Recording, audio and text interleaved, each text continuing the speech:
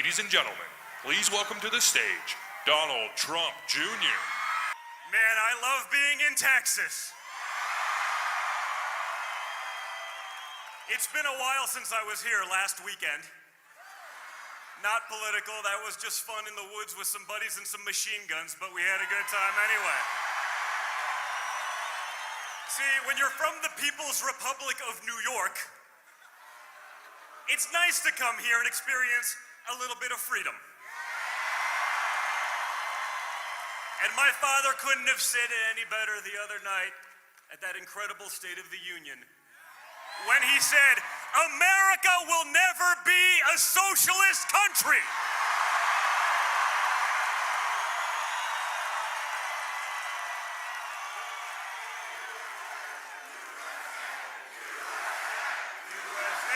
USA, USA, USA. You know, if you were at the 50-person Beto rally down the road and you chanted that, I'm just kidding. The media's gonna say I grossly exaggerated down. It was about 200 people, right? If you chanted USA at that rally, man, I don't know what would happen to you, but it wouldn't be good. I'd have been more impressed if he had the guts to go do his rally over on the Juarez side, on the other side of the wall.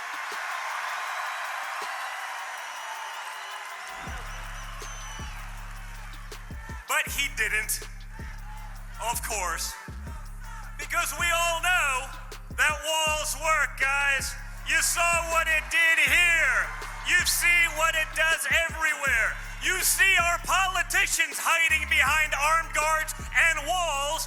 Why can't we have them to protect our own people?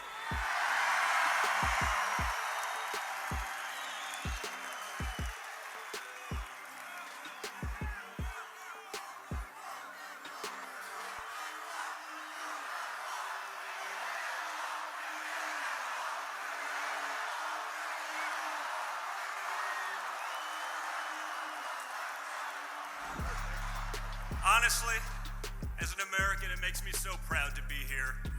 To hear real patriots, none of this nonsense we see from the left. Because, you know, in reality, they hate Trump much more than they like America.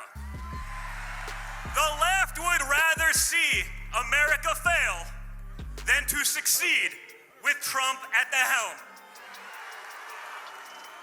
But I got news for them. Despite all their nonsense, there's a better word for it, but I'll get hell for it. Hey, I didn't say it, but I'm not gonna argue with you. For 2 years, they've been pursuing their witch hunt. But they gotta keep the narrative alive. You know why? They need it to be true. So desperately, they need it to be true. Because they don't want someone from the outside. Someone who will challenge the establishment. Someone who will actually fight for real Americans for a change. They don't want that. Because in 2 years of Trump, they actually have wins for the American people. How about this?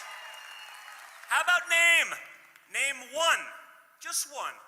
I'll even let the media respond, because, you know, they're not on our side. How about name one economic metric where we are not better off today than we are under failed Obama's presidency? Name one. Now, quiet down for a second, because I don't hear anything. Because there isn't one. There is not one metric where we are not better off today because of Donald Trump's policies. Okay? It was funny, when we were doing some campaigning around the midterms, I went around and I heard Obama get on TV and he tried to take credit for the economy. He'd say, well, remember where that started. I was on an interview, I think that night or so, and I said, Obama claiming the economy was the stupidest statement in the history of both politics and economics. And that's a bold statement. Okay? A lot of people have said a lot of stupid things. But everyone knows that the failed policies of overregulation, hyper-taxation, a general sentiment of you didn't build that hatred towards business and entrepreneurship and the American spirit that we witnessed for 8 years, they hate that that's gone. And that's why even today, you have the highest consumer confidence recorded in recent and frankly long-term history. Because we are winning, folks.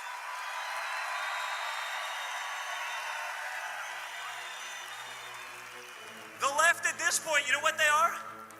They're like a caricature of themselves. I see the Green New Deal. Yeah, we're gonna ban airline travel. We're gonna ban the internal combustion engine.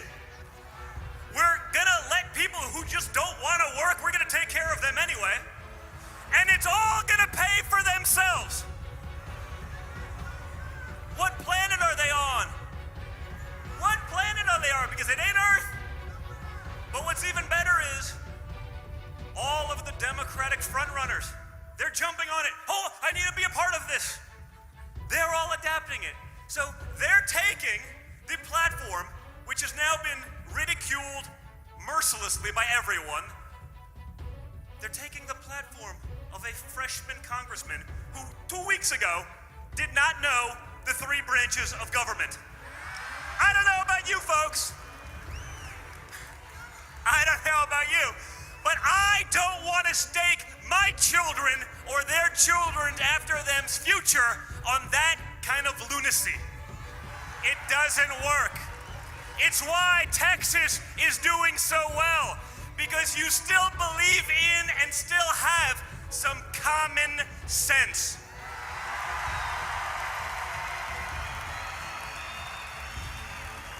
But it's hard, guys, because we live in a world where common sense ain't so common anymore.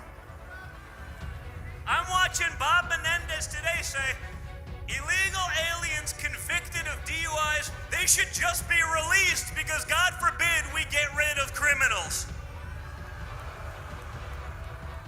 Think of these policies. I have a feeling, I could be wrong, but I know him pretty well. You'll hear more about those later on from someone even better at this than me. But I really just wanted to come out and say thank you. Thank you for being in this fight. Thank you for making it known how many deplorables there are out there.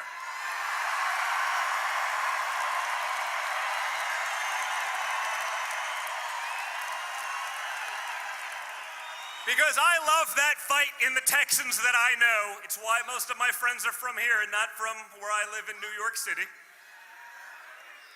But you know what? You guys espouse what Donald Trump believes, and frankly, what Donald Trump has shown conservatives. Guys, you don't just have to take the L.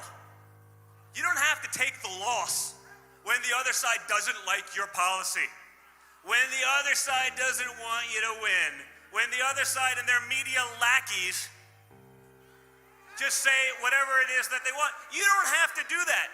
When you see a governor, a Democratic governor of a state, talking about not even late-term abortion at this point, but post-term abortion,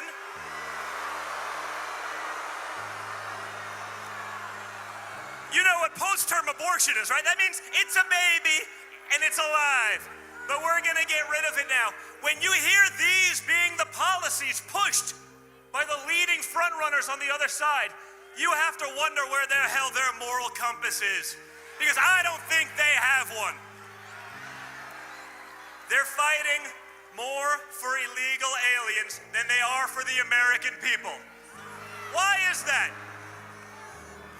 Because they need their votes. They need you to be dependent on them. Their policies are not of freedom, of choice, or anything. Their policies are of dependence. They need you to need them. They need you to come back to the trough. It's why they do anything to damage the institutions of liberty, of conservatism, of freedom, of entrepreneurship that have made this country the greatest nation in the world.